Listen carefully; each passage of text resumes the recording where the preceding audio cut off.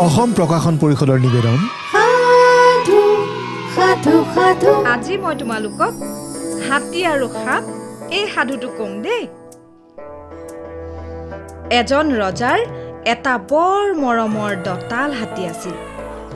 হাতীটোক ৰজাই ইমান ভাল পায় যে সি দুখ পাব বুলি ৰজাই তাক কেতিয়াও বন্ধাই নথয়। সেই দেখি সি মুকলি হৈ চৰি ফুৰে, কিন্তু কাৰো একো অপকাৰ নকৰে। তাৰ দুখৰ ভিতৰত ৰজাৰ মৰম পাই সি বৰ গপাল হৈ পৰিছিল। এদিন সি বাটে বাটে গৈ থাকোঁতে দেখিলে যে মাজ বাটতে এটা গুম সাপ গা ৰদাই পৰি আছে। সাপটোৱে ভাবিলে সি দাইল গুম, তালৈ ভয় নকৰা প্ৰাণী নাই। এতেকে সিনো মাজ বাটৰ পৰা উঠি গৈ একাষৰীয়া হৈ হাতীটোক বাট এৰি দিব কিয়? হাতীটোৱেইচোন কাষৰ কাটি যাওক। ইয়াকে ভাবি সি ফেট তুলি ফুচ ফুচাবলৈ ধৰিলে, কিন্তু এচুলি মানুহ তাৰ পৰা নলৰিল। হাতীটোৱে ভাবিলে, ভালাৰে ভালা, মই হলো ৰজাৰ মৰমৰ গজহস্তি, এইটো কৰবাৰ টুকুনা সাপ।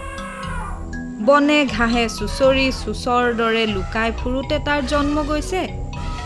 সিনো মই হেন পুৰুষক বাট এৰি নিদিব কিয়? নিদিয়ে যদি একে গছকতে তাৰ পেটু উলিয়াম নহয়।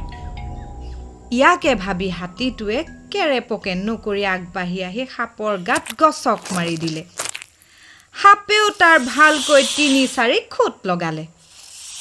হাতীটোৰ গাত বিষ লাগি দুখোজমান গৈয়ে সি পৰি মৰিল। সাপেও হাতীৰ গছকত পেটু নাৰি ছিগি মৰি থাকিল।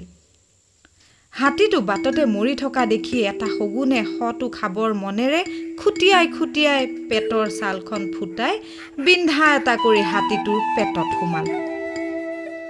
শগুনে পেটত সোমাই হাতীৰ মঙহ খাই থাকোঁতে সি কৰা বিন্ধাটো ৰ'দত শুকাই মুদা মৰিলত সি হাতীৰ পেটৰ ভিতৰতে মৰিল।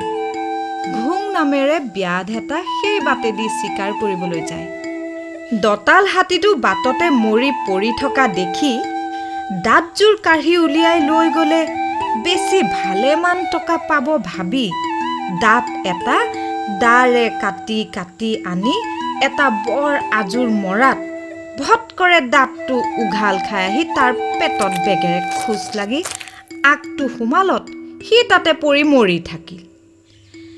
এটা হালোৱা মানুহে ওচৰৰ পথাৰৰ হাল বাই থাকোঁতে ঘটনাটো আগৰ পৰাই গুৰিলৈকে দেখি আছিল। ব্যাধটো মৰাৰ পিছত সি লাহেকৈ হালখন এৰি মৰা হাতীটোৰ ওচৰলৈ আহি এই ফকৰাটো মাতিলে, গপত মৰিল গজহস্তি, ফুকাৰত মৰিল গুম, শ খাওঁতে শগুন মৰিল, আজোৰত মৰিল ঘোং। ডাঙৰেই হোৱা সৰুৱেই হোৱা গৰ্ব নকৰিবা, গৰ্ব কৰিলে খৰ্ব হৈ বিপাঙে মৰিবা।